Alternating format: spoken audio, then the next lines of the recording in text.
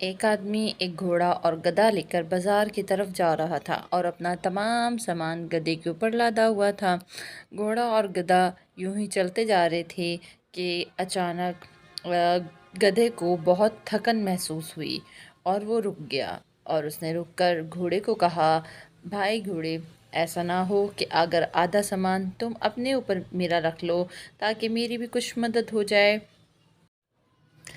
گھوڑے نے بڑے غرور سے جواب دیا، مجھے تمہاری اور تمہارے سامان کی کوئی پرواہ نہیں، اور یہ کہتا ہوا منہ موڑ کر گھوڑا پھر اپنی راہ پر چل پڑا۔ گدھا تھوڑے ہی آگے گیا تھا کہ تھک کر گر پڑا۔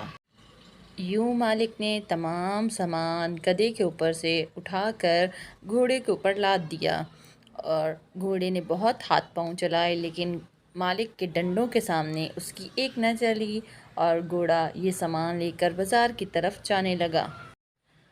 رستے میں گدھے نے گھوڑے کو کہا کہ بھائی گھوڑے، اگر تم تھوڑا سامان لے لیتے تو رستہ بھر تمہیں یوں مکمل سامان لے کر نہ چلنا پڑتا۔ گھوڑے نے شرم سے سر جھکا لیا۔ دیکھا بچوں، اگر آج ہم کسی کے کام آئیں گے تو کل کوئی ہمارے بھی کام آئے گا۔ اگر آپ کو میری یہ ویڈیو پسند آئے تو اسے لائک، شیئر اینڈ سبسکرائب کیجیے گا۔ اللہ حافظ۔